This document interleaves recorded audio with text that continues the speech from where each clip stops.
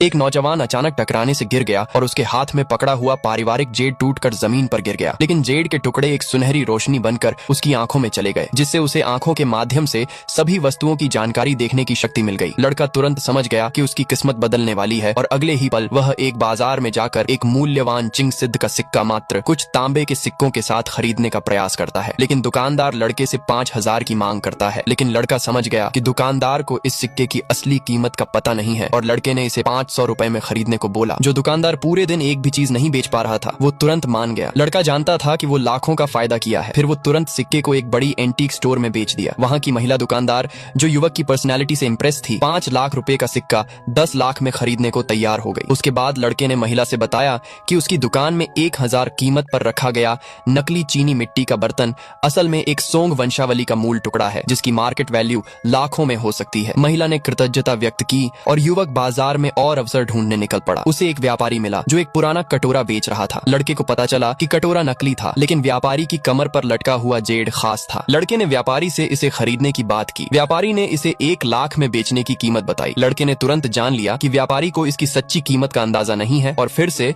सिर्फ 500 का प्रस्ताव दिया। पहले व्यापारी राजी नहीं हुआ, लेकिन लड़के के चले जाने की ओर बढ़ने पर उसने सौदा कर लिया। ट्रेड के बाद व्यापारी को अपनी चालाकी पर गर्व था, क्योंकि उसने बस RS5 में खरीदा था। लेकिन लड़का जानता था कि वह जेड का असली मूल्य 10 लाख के आसपास होगा। लड़का तुरंत वही जेड लेकर उसी महिला के दुकान के पास गया। उससे पूछने से पहले महिला ने उसकी काबिलियत की तारीफ करनी शुरू कर दी और उसकी मदद के लिए धन्यवाद दिया। लड़का अब जेड की कीमत जानना चाहता था। महिला ने एक नजर डालते ही जेड की कीमत 10 लाख बताई, जो युवक को ठीक लगी और उसने तुरंत उसे बेच दिया। महिला लड़के की दृष्टि से इतनी इंप्रेस हुई कि लड़के को स्टोन मार्केट में उसके साथ जाने को बोला और लड़का भी मान गया, क्योंकि उसे स्टोन मार्केट को और ज्यादा अच्छे से जानना था। और फिर मार्केट में क्या हुआ, ये जानने के लिए कमेंट में पार्ट 2 लिखिए।